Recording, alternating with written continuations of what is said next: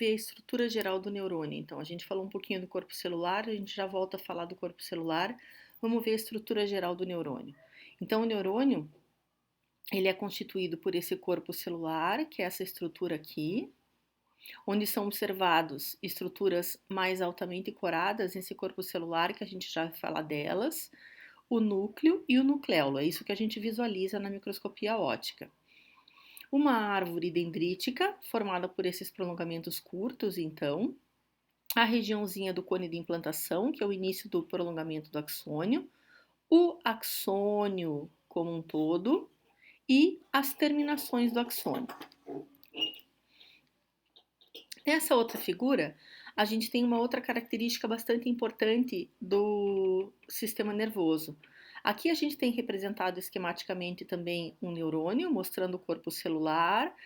Aqui está sendo indicado esses pontinhos em azul como corpúsculos de Nis. O que são os corpúsculos de Nis? São regiões que ficam mais altamente coradas na microscopia óptica. São regiões de acúmulo do retículo endoplasmático rugoso. Isso porque o axônio ele vai apresentar no corpo celular regiões de acúmulo de retículo endoplasmático rugoso, isso porque é uma célula que produz uma grande quantidade de proteínas e glicoproteínas, que são o quê? São os neurotransmissores. Então ele tem um retículo endoplasmático rugoso altamente desenvolvido. E nessas regiões onde ele é altamente desenvolvido, ele vai ficar mais intensamente corado, dando origem ao que a gente chama então de corpúsculos de Nis, certo? Os dendritos, segmento inicial do axônio, que é o cone de implantação, tá? Aqui, ó, sendo indicadinho, então. E aqui a gente tem o quê? A região mielinizada desse axônio. Aí tem uma divisão, uma linha pontilhada, que está sendo indicada aqui, mostrando o quê? A diferença da bainha de mielina no sistema nervoso central e no sistema nervoso periférico. Isso porque a mielinização do axônio no sistema nervoso central ela é feita por uma célula da glia que é chamada de oligodendrócito, que vai emitir prolongamentos que vão dar várias e várias voltas ao redor do axônio para formar a bainha de mielina. Mas no sistema nervoso periférico, a célula responsável por dar essas inúmeras voltas ao redor do axônio e constituir a bainha de mielina é a célula de Schwann.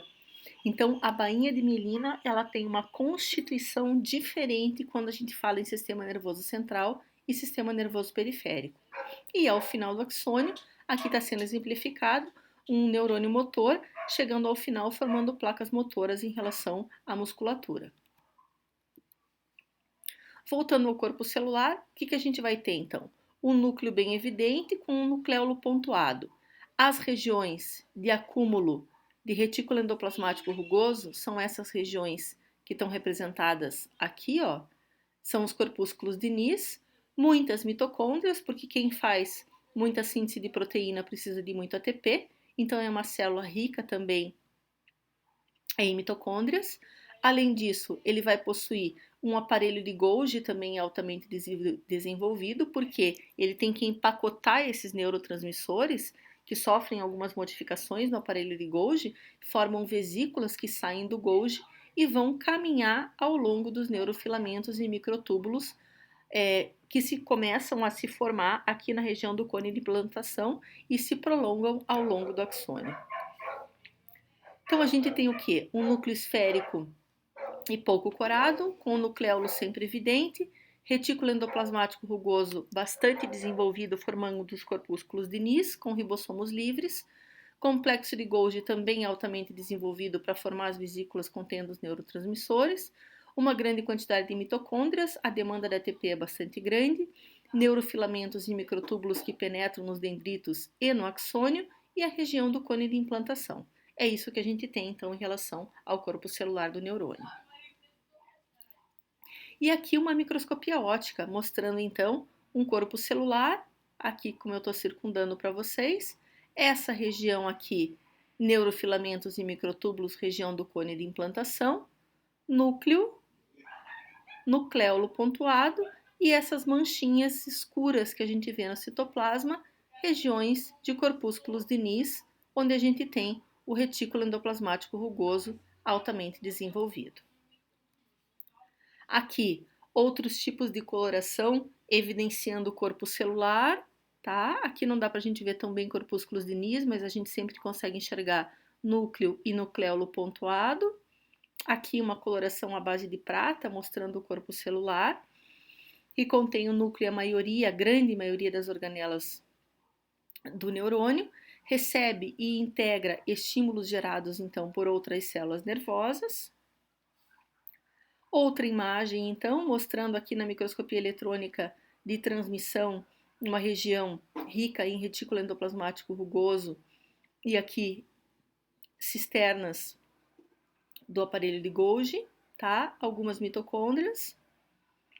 E aqui o detalhe mostrando uma grande quantidade de corpúsculos de Nis no citoplasma, com o núcleo e o nucleolo pontuado. Mesma coisa aqui embaixo, corpúsculos de Nis, núcleo e nucleolo pontuado. Mesma estrutura, aqui é uma microscopia óptica, só que ela não está colorida, mas olhem aqui o nucleolo, o núcleo e os corpúsculos de Nis no citoplasma e aqui a região do cone de implantação com neurofilamentos e microtúbulos. Em seguida, a gente vai falar um pouquinho dos dendritos. Os dendritos são o quê? São os prolongamentos curtos e numerosos que partem do corpo celular, que no seu interior tem sim citoplasma. Os dendritos, eles recebem e transmitem sinais para o corpo celular, são formados pelas espículas dendríticas, que fazem integração de sinal e plasticidade, e o conjunto de dendritos de um corpo celular é o que a gente chama de árvore dendrítica. Esta árvore dendrítica, ela pode ter uma morfologia altamente variável dependendo do tipo de neurônio. A gente pode ter, como a gente tem nessa figura aqui, ó, um dendrito como a célula de Purkinje, que é presente no córtex cerebelar, que a gente já vai ver também na sequência, um corpo celular bem pequenininho, com um axônio bem pequenininho. Mas o que a gente tem? Uma intensa e bastante desenvolvida árvore dendrítica, rica em dendritos, que são prolongamentos curtos e bastante numerosos.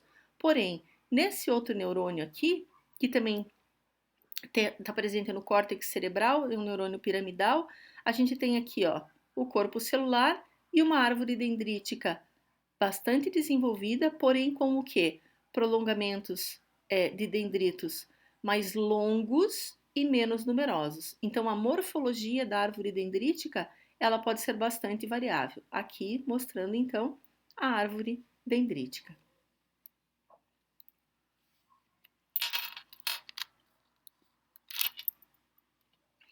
A gente continua na próxima videoaula com os próximos slides.